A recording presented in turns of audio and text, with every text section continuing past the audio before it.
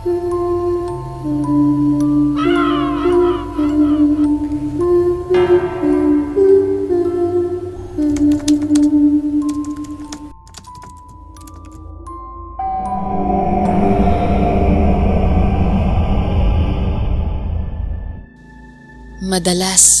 nagdududa tayo sa mga bagong taong nakakasalamuha natin.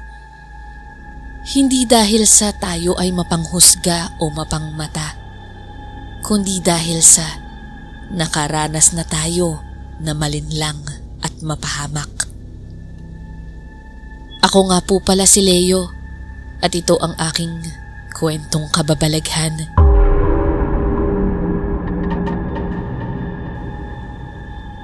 Sa Maynila na po ako lumaki, Misteri. Pero ang mga magulang ko daw ay tubong Quezon Province. Malimit na maikwento sa akin ni nanay yung tungkol sa kapatid at mga magulang niya. Mayaman daw po ang pamilya ni nanay, pero tinalikuran niya ito dahil kay tatay. At dito na nga po sila nanirahan sa Maynila. Nag-iisa lang po akong anak ng aking mga magulang. At dahil sa malayo sila sa kanilang mga kamag-anak, ay wala na akong kilala pa sa mga ito. Una pong nawala si tatay nung bata pa lang ako. At nung sinanay naman ay dapuan ng malubhang sakit, ay doon niya naihabilin sa akin na puntahan ko daw ang pamilya niya sa Quezon. Ang buong akala ko po noon ay nung iniwan ni nanay ang pamilya niya ay wala na siyang komunikasyon pa sa mga ito. Pero palihim pala silang nagsusulatan ng magulang ni nanay. Pinakita niya sa akin ang mga sulat na itinabi niya simula nang magsama sila ni tatay. Kaya naman, nung mawala si nanay taong 2003, ay pinakiusapan niya akong puntahan o bisitahin ko man lang daw ang pamilya niya. Ilang taon pa po bago ko napagdesisyonan ang pagpunta sa pamilya ni nanay. Nag-ipon ako ng pera at syempre lakas ng loob para harapin sila. Mag-isa lang akong bumiyahe noon.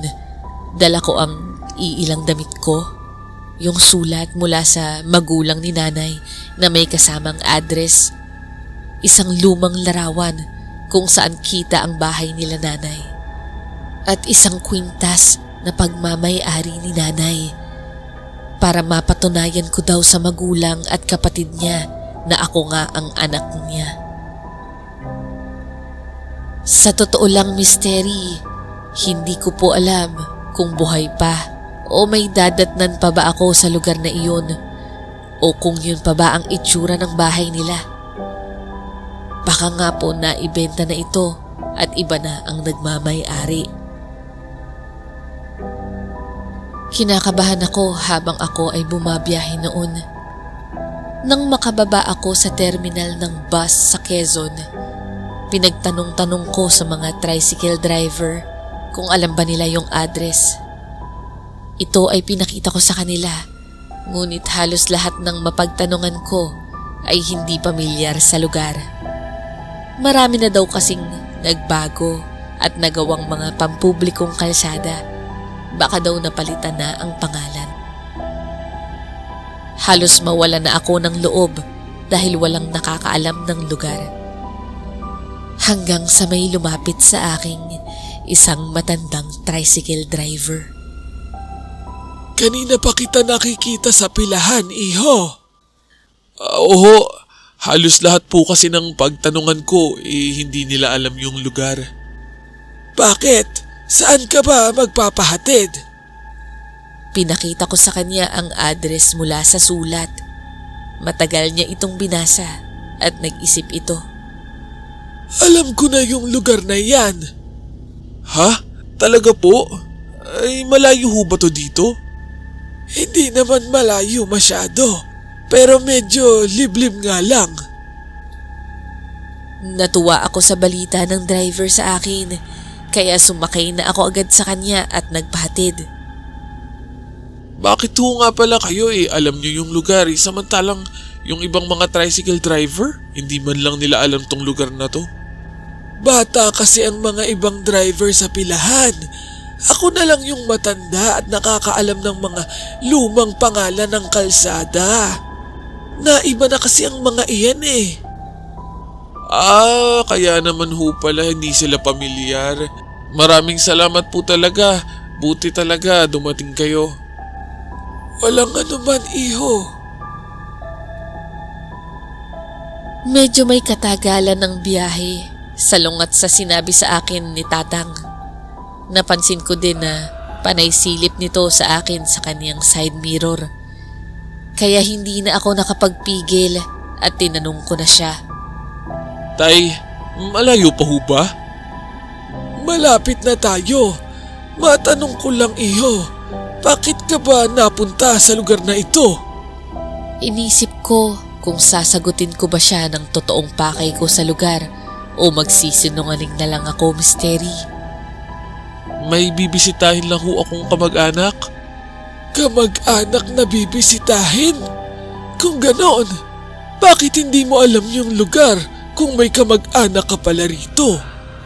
Ngayon pa lang po kasi ako makakapunta dito kaya wala akong kilala sa kanila. Habang nag-uusap kami, ay napalingon ako sa labas ng tricycle at may nakasalubong kaming isang may edad na lalaki. May hila-hila itong isang baka at saglit na huminto ito sa paglalakad at tumingin ito sa akin na parang nagtatak. Iniwas ko na lang ang mga mata ko dito at ibinaling ko sa kalsada. Napansin pala ito ng driver kaya sinabihan niya ako. Nga pala, iho. Gusto lang kitang paalalahanan. Mag-iingat ka sa lugar na ito. Ho? Bakit naman ho? Delikado ho ba rito? Unang-una, hindi ka taga rito.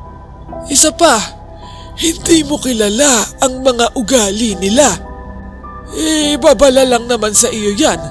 Nasa iyo pa rin kung pakikinggan mo o hindi. Siyempre ho, pakikinggan ko ho yung payo niyo sa akin. Maraming salamat ho talaga, Tatang. Aaminin ko po, Misteri. Medyo kinabahan ako sa sinabi ni Tatang sa akin. Lalo na dun sa lalaking nakasalubong namin sa kalsada kanina. Biglang huminto ang tricycle at sinabing ito na yung lugar na nakasulat sa papel. Ipagtanong ko na lang daw sa mga tao kung kilala nila yung taong hinahanap ko. Bago ito umalis, ay pinaalalahanan niya ako ulit na mag-ingat daw ako.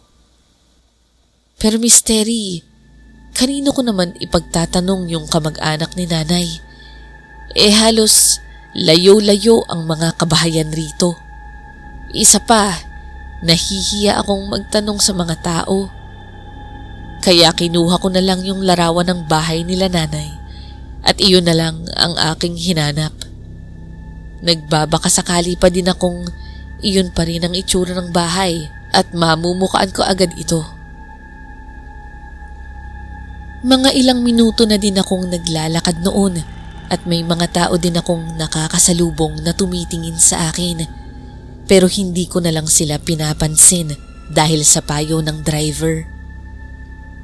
Hanggang sa makita ko yung bahay na katulad ng nasa larawan galing sa sulat. Baka nga ito na yun sa isip-isip ko. Kaya pumasok ako sa bakuran at tumawag kung may tao ba sa loob. Tao po? Tao po?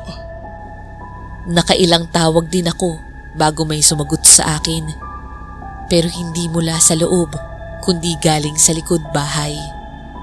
Isang babaeng dalaga ang naglalakad galing sa likod at sa itsura niya ay parang nagtatanim siya dahil sa suot niyang gloves at apron.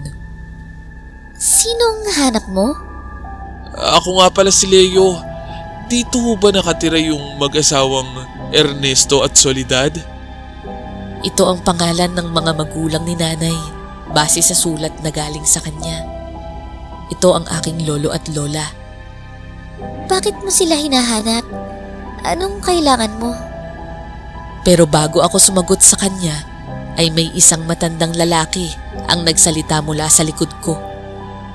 Bakit, Amang? Anong sadya niyo? Sige na, Lucille. Bumalik ka na doon. Yumuko lamang ito at nagmamadaling nagpunta sa likod bahay. Sa isip-isip ko ay Lucille pala ang pangalan ng magandang dalaga. Humarap ako sa matanda at agad sinagot ang tanong niya.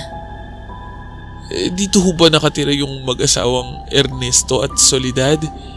Sila ho kasi yung hinahanap ko. Dito nga sila nakatira. Pero patay na sila.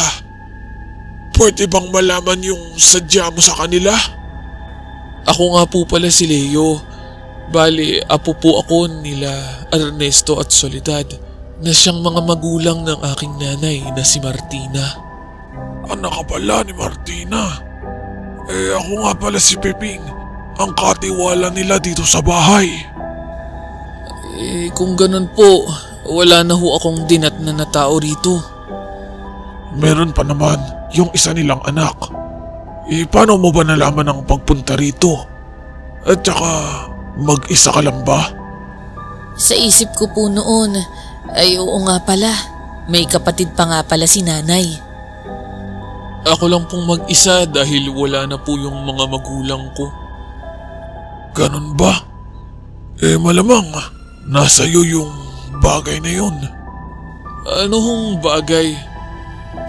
Ay wala naman. Huwag mo nang intindihin pa iyon. Hintayin mo na lang yung kapatid ng nanay mo at marahil ay bukas pa ito makabalik. Ganun ho ba? Hindi niyo ho ba ako sasamahan sa loob ng bahay? Hindi na. Mahigpit kaming pinagbabawalan sa pagpasok sa bahay. Ikaw na lang at may bakante pa atang kwarto dyan. Umalis na ito at pumunta na din sa likod bahay kung nasaan si Lucille. Habang ako naman ay pumasok na sa loob.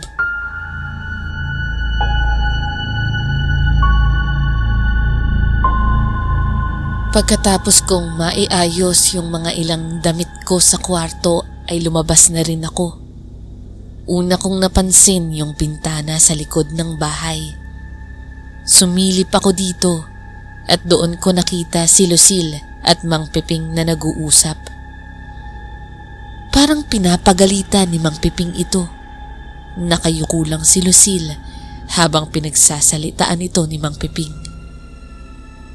Marahil ay may nagawa itong mali, kaya gano'n na lang ang tatay niya sa kanya. Bumalik ako sa sala upang tingnan ang mga larawan dito. Ganito pala ang itsura ni nanay nung bata pa siya. Maraming larawan si nanay dito, kaya nakaramdam ako ng lungkot dahil sa pagkaulila ko sa kanya. Gusto ko sanang kumuha ng ilang mga larawan ni nanay para naman may alaala din ako sa kanya.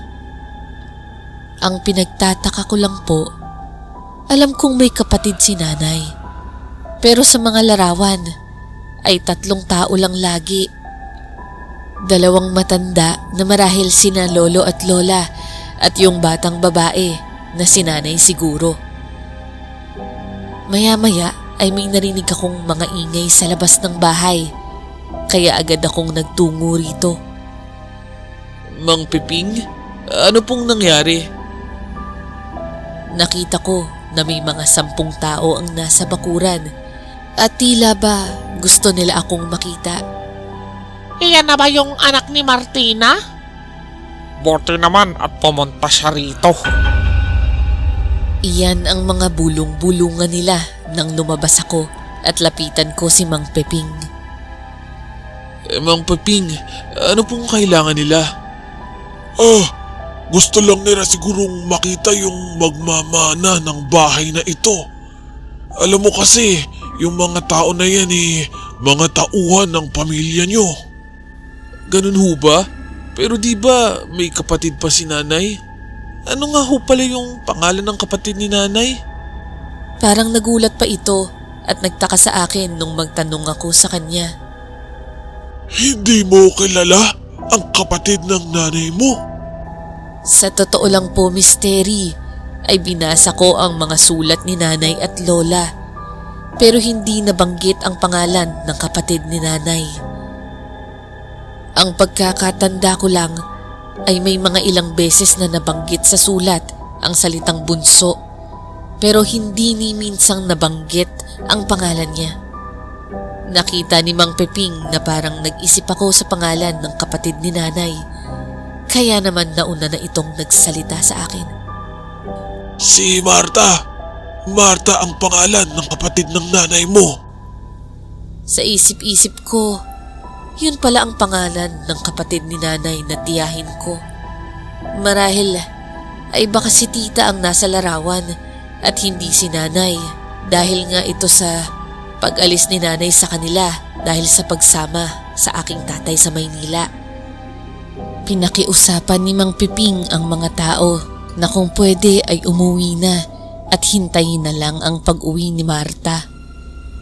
Nung marinig ng mga tao na yon, ay agad na silang nagsialis at hindi na nagtanong pa. Marahil nga ay napakalaki ng takot o respeto para sa aking tita, kaya ganun na lang kung sila ay sumunod. Napalingon naman ako nung may dumaan na lalaki na may hilang baka. Siya yung nakita ko kanina sa tricycle na tumitig sa akin. Napansin ito ni Mang Peping, kaya tinignan niya yung matandang lalaki at ibinalik ang pagtitig sa akin. May problema ba, Leo? Wala naman ho. Pamilyar lang ho siya sa akin kasi kanina nang nasa tricycle ako nakasalubong namin siya. Ganun ba? Mag-iingat ka sa lugar dito dahil malaki ang nasasakupan ng lupa ng pamilya mo at marami ang nagnanais na makuha ito. Talaga po? Yung matanda na yan, kasama ba siya dun sa mga tao na tinutukoy nyo? Dati siyang trabahador dito na pinalayas. Basta umiwas ka na lang sa kanya. Dahil sa mahaba pa ang araw, ay nabugnot ako sa loob ng bahay at nagpaalam muna ako kay Mang Peping na kung pwede ay maglalakad-lakad muna ako para mamasyal. Nakita ko sa kanya ang pagtutol hanggang sa sinabi niya na pasasamahan niya ako kay Lucille. Ngunit agad akong tumanggi at sinabi kong gusto ko sana ay mapag-isa na lang muna. Kaya wala itong nagawa at sinabi na lang na mag-ingat ako. Matagal-tagal din akong nag-ikot sa lupa na sabi ni Mang Peping na sakop ng pamilya ni nanay. May palayan at may mga puno na namumunga na hindi ata napipitas dahil naglalaglaga na ito sa lupa. Sa isip-isip ko, kung sa Maynila hindi tatagal ang mga bunga na ito at malamang nagsiagawan na ang mga tao rito. Nagulat ako nang may nagsalita mula sa aking likuran. Magandang araw sa iyo, iho. Sino ho kayo? Nagulat ako nang makita ko kung sino yung tao sa likod ng boses. Siya yung matanda kanina na may hilang baka na nakasalubong ko. Pasensya ka na kung nagulat kita. Ako nga pala si Mario. Ikaw, anong pangalan mo, iho? Pasensya na po ha. Hindi po ako nakikipag-usap sa hindi ko kilala. Bakit? Mukha ba akong masamang tao para sa iyo? Hindi naman ho sa ganun. Napansin ko lang kasi na ngayon lang kita nakita dito. Marahil ay dayo ka. Pasensya na ho talaga, Tatang. Pinagbawalan kasi ako ni Mang Peping na huwag daw akong makipag-usap sa iba dahil sa maraming nagnanais ng lupa ng pamilya namin. Yun ba ang sinabi ni Peping sa iyo? Parang nagalit ito sa nasabi ko sa kanya at agad na itong hinila ang kanyang baka para umalis. Pero paglagpas na sa akin ay bumulong ito.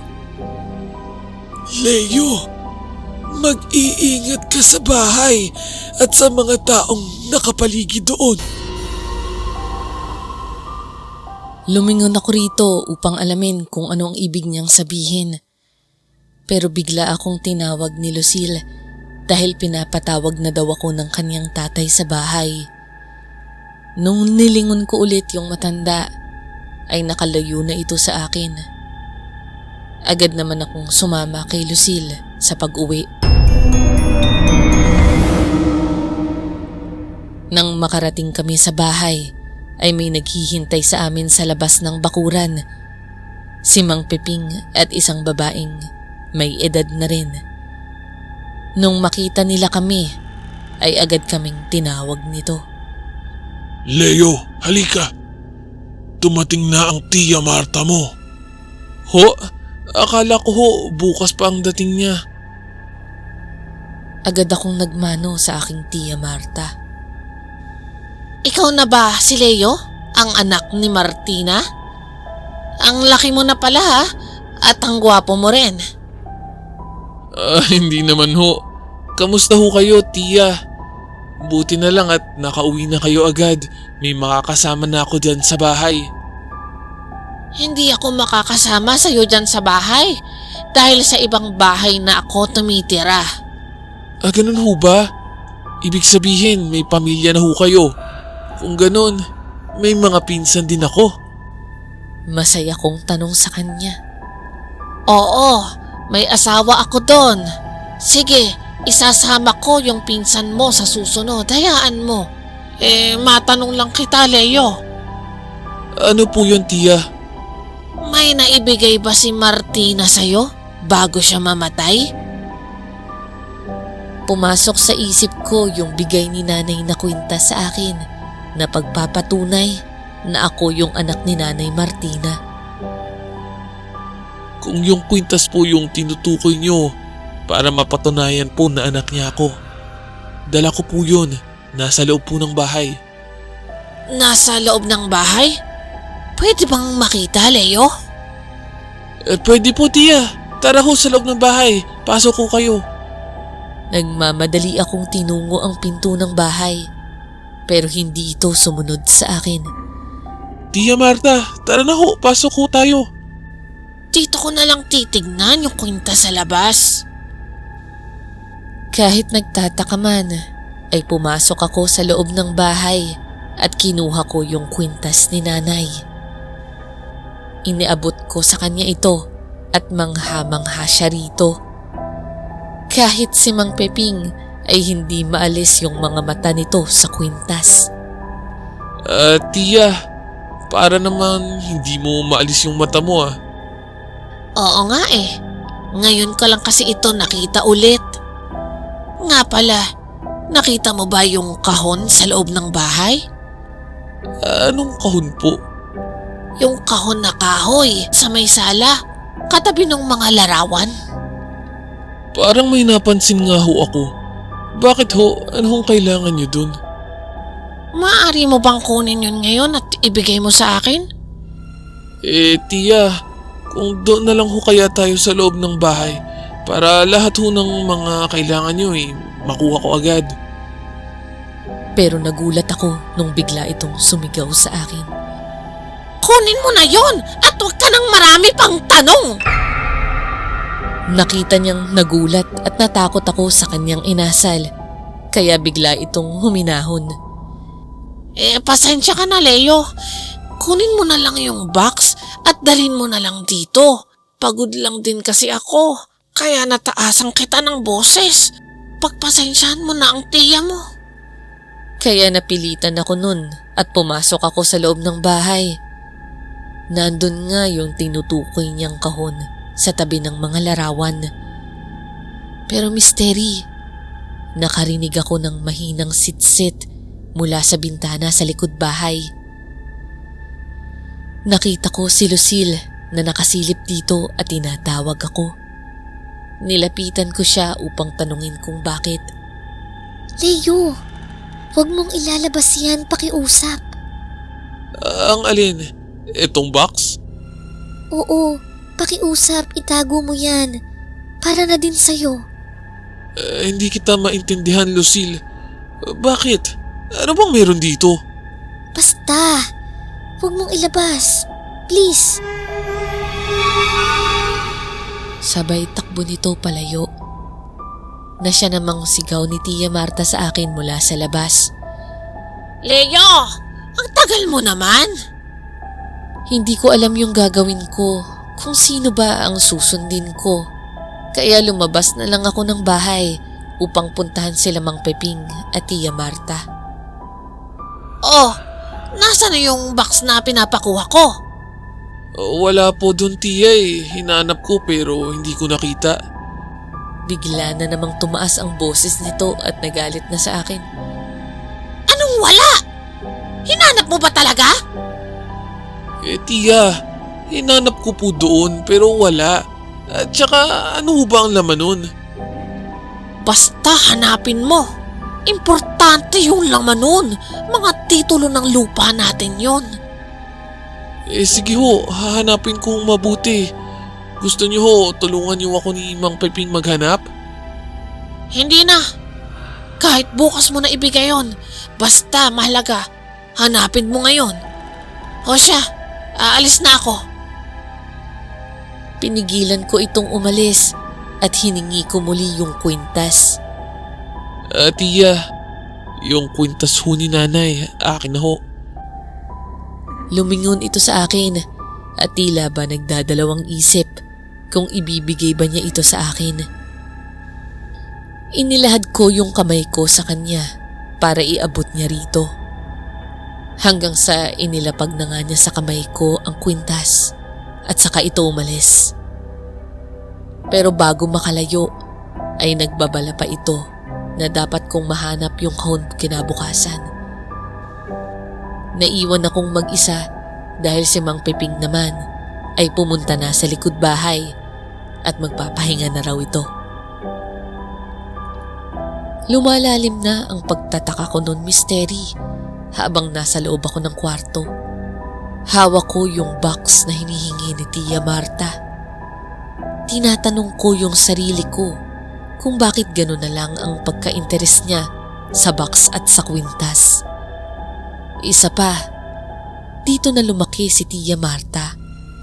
Bakit noong dito pa siya nakatira ay hindi niya ito kinuha kung alam naman pala niya na napaka-importante ng laman nito?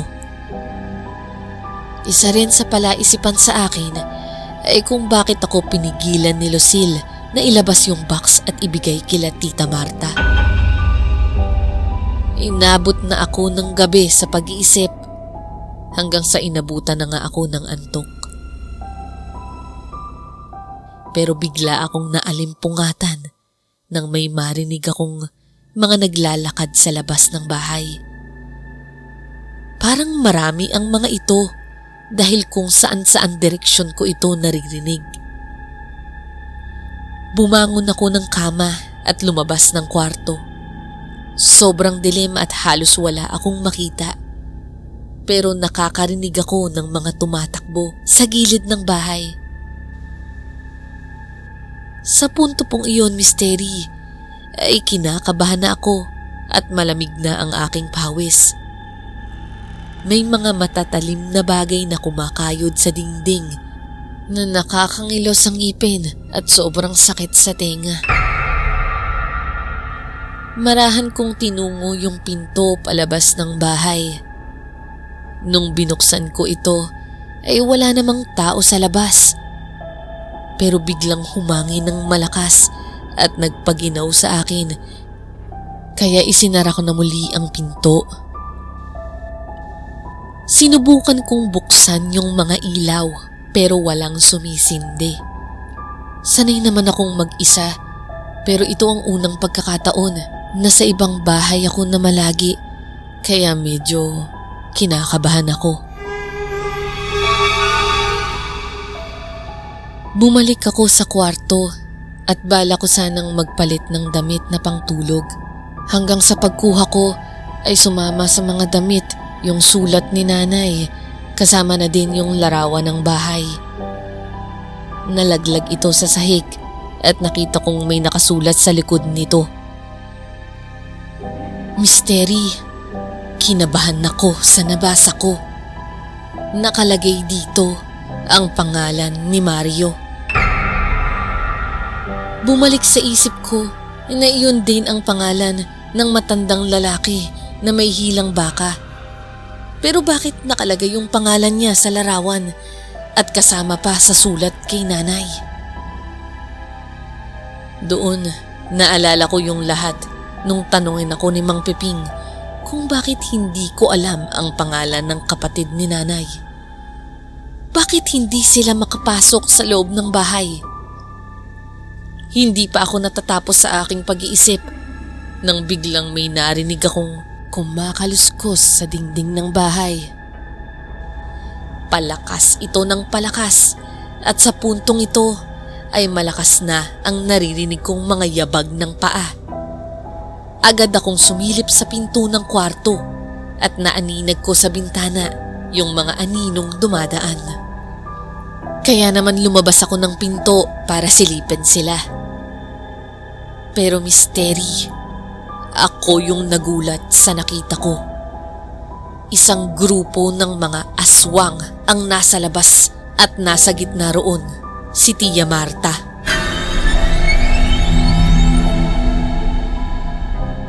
Humahakbang ako paatras habang sila naman ay papalapit ng papalapit sa harapan ng bahay. Nagulat ako nang may kumatok sa likod ng pinto. Si Lucille at kasama niya si Mang Mario. Anong ginagawa niyo rito? Leo, nag-aalala kami sa'yo. Teka, bakit yung tatay mo si Mang Peping nandun at ikaw nandito? Hindi ito sumagot sa akin, kaya naman naitulak ko sila. Mga aswang din kayo, no? Katulad nila. Huminahon ka, Leo. Ikalma mo ang sarili mo. Alam kong nagugulat ka sa mga nasasaksiyan mo, ngunit parang awa mo na. Huminahon ka at makinig ka. Agad kong naalala yung kwintas at kahon, kaya agad akong tumakbo pabalik ng kwarto. Biglang bumukas yung pinto ng bahay at nandun na nga sa labas si Tia Marta. Ibang-iba na yung itsura nito. Gulong-gulo na yung buhok, nangingitim na yung ilalim ng mata, habang yung bibig naman niya ay kita ang kanyang mga pangil at pagtulo ng laway nito. Nakita mo na ba yung pinapahanap ko sa'yo, Leo? Hindi na ako sumagot pa at pumasok ako ulit ng kwarto. Dinampot ko agad yung kwintas at yung kahon. Nang makita ni Tia na dala-dala ko ito, ay pilit niya itong hinihingi sa akin. Leo, akin na yan at hahayaan kitang makalabas rito ng buhay at makauwi ng Maynila. Ibibigay ko na sana ito nang pigilan ako ni Mang Mario. Ano ka ba, Leo? Di ba't sinabi sa'yo ni Lucille na wag mo itong ibibigay sa kanila? Sa mga salitang yun ni Mang Mario ay bigla akong natauhan. At sa ngayon, parang nalaman ko na kung sino ang mas dapat kong paniwalaan at katakutan. Dito na ibahagi sa akin ni Mang Mario ang lahat. Ako ang totoong bunsong kapatid ng iyong nanay. Isang antingero ang aming mga magulang at napalaban ito sa malakas na angkan ng mga aswang at iyon nga ang angkan ni Marta. Hindi totoong tiyahin mo si Marta, siya ay nagpanggap lang. Napatay ng aking mga magulang ang mga magulang ni Marta dito mismo sa loob ng bahay. Ngunit dahil din sa pinsalang nagawa sa kanila, ay nasawi rin ng aking mga magulang. Itong bahay na ito ay hindi bahay ng ating pamilya. Ito ay bahay ng angkan ng mga aswang. Hindi ako makapaniwalang hindi pala ito ang bahay na hinahanap ko, kundi bahay pala ito nila Marta. Kaya pala yung mga larawan ay isang bata lang na babae ang nakikita ko na akala ko naman ay si nanay. Bago malagutan ng hininga ang aking tatay, nilagyan niya ng mga anting-anting ang mga sulok ng bahay na ito upang hindi muling makapasok ang mga aswang na yan. Ang mutya ng magulang ni Marta ay inilagay ng aking tatay diyan sa kahon na hawak mo ngayon. At ang tanging susi nito upang mabuksan ito ay ang kwintas na bigay sa iyo ng nanay mo. Pero bakit hindi niyo agad to sinabi sa akin nung unang dumating ako rito? Humana pa ako ng tiyempo dahil hawak nila ang pinsan mo, Leo. Matapos niyang banggitin ang tungkol sa pinsan ko, ay agad itong tumingin kay Lucille. At doon ay napagtanto ko na ang lahat. Na si Lucille ang aking pinsan na anak ni Tio Mario.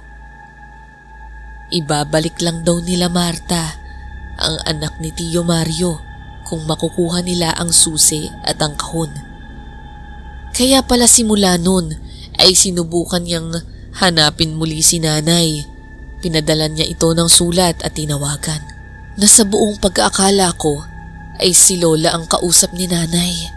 At yun pala ay si Tio Mario. Naintindihan ko na ang lahat, Tio.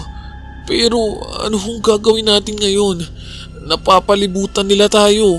Paano tayo makakatakas sa kanila? Hindi nga sila makakapasok dito. Pero hindi rin naman tayo pwedeng habang buhay magtago rito sa loob. Sa ngayon, iyang kahon at iyang kwintas lamang ang kailangan nila. Hindi sila makakapasok dahil sa ginawang anting-anting ng lolo mo. Tama ka, hindi tayo basta makakalabas. Pero kahit papaano ay magiging ligtas tayo at makakaisip ng dapat nating gawin.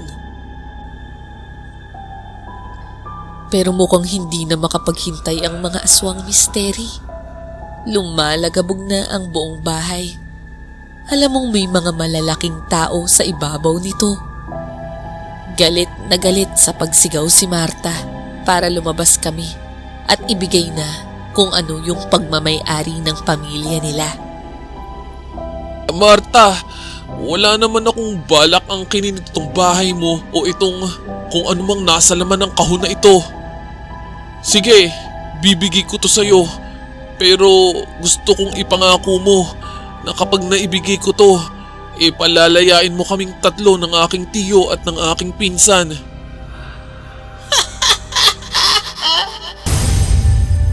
Tanging tawa lang ang naging tugon nito sa aking alok. Kaya nakaisip si Tio Mario. Nagsindi siya ng isang kumot sa sala at tinakot si Marta na susunugin niya yung kwintas kasama yung kahon. Lalong nagalit si Marta sa amin kaya halos umalog ang buong bahay sa lakas ng puwersa nila. Nakita kong hinawakan ni Marta si Mang Peping at inutusan na pasukin kami. Pero tumanggi nga ito dahil sa takot sa maaaring mangyari sa kanya kapag nakatungtong siya sa loob ng bahay. Pero bigla itong inangat ni Marta at tinihagi sa amin si Mang Piping na siyang ikinagulat hindi lang namin kundi pati na rin ng ibang mga aswang. Sa paghagis ni Marta kay Mang Piping ay tumama ito kay Tio Marlon. Umagsak silang dalawa sa sahig at nagkaroon ng pagkakataon si Mang Piping na kuhanin ang kahon at ang susi. Tuwang-tuwa si Mang Piping at tumayo ito upang ibigay na kay Marta ang kanyang hawak. Pero bigla na lamang nasunog si Mang Piping Misteri. Marahil ay dahil ito sa inilagay na anting-anting ni Lolo. Dahil dito ay nabitawan niya ang kahon at nahulog din ito sa nasusunog na kumot. Nagwala si Marta habang tinitignan na lamang ang nasusunog na mutya galing sa kanyang mga magulang. Nasunog din sa labas ang iba niyang mga kasamahan na dahilan para magsipag-alisa ng mga ito. Hinintay naming sumapit ang umaga bago kami lumabas ng bahay. Wala na ang anumang presensya nila Marta sa lugar. Nagpasalamat ako kay Tio Mario at Lucille na aking pinsan. Isinama nila ako sa tunay na bahay nila nanay. Pagtungtong ko pa lang sa bahay ay napakagaan ng pakiramdam ko at dito ko talaga napatunayan na ito ang bahay ng aking angkan. Inalok ko na rin na kung pwede ay sa Maynila na lang sila manirahan at ibenta na lang nila yung lupang pagmamay-ari nila. Ngunit nagdalawang isip sila dahil hindi sila sanay sa pamumuhay sa Maynila. Matapos ang ilang linggo ay nagdesisyon na akong umuwi sa Maynila. Ilang buwan din ang lumipas at naibenta naman nila Tito Mario ang lupa at yung kalahati ng napagbilhan ay ipinadala nila sa akin. Lumipat naman sila Lucille ng lugar na tinitirhan nila, ngunit nandun pa rin sa bandang Quezon. Ginamit nilang puhunan sa palaisdaan ang napagbentang lupa. Paminsan-minsan ay bumibisita pa din ako sa kanila at napagkukwentuhan namin yung pangyayaring yon sa buhay namin. Nabanggit ko rin sa kanya ang plano kong pagsulat sa inyo. At siya pa nga mismo ang nagbigay ng palayaw para sa kanilang magtatay.